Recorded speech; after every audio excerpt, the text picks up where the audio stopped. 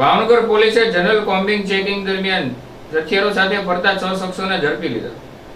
ભાવનગર જિલ્લા પોલીસ અધિક્ષક હર્ષદભાઈ પટેલની સૂચના મુજબ ડીવાયએસપી એલસીબી એસઓજી તેમજ ગંગાજળિયા પોલીસ સ્ટાફ કરચલિયાપરા રાણીકા સાંઢિયાવાડ વિસ્તારમાં જનરલ કોમ્બિંગ ચેકિંગમાં હતા. તે દરમિયાન છરી ધાર્યું જેવા હથિયારો લઈને ફરતા 6 ઈસમોને નંબર પ્લેટ વગરની એક્ટિવા સાથે ઝડપી લઈ ધોરણસરની કાર્યવાહી હાથ ધરવામાં આવી હતી.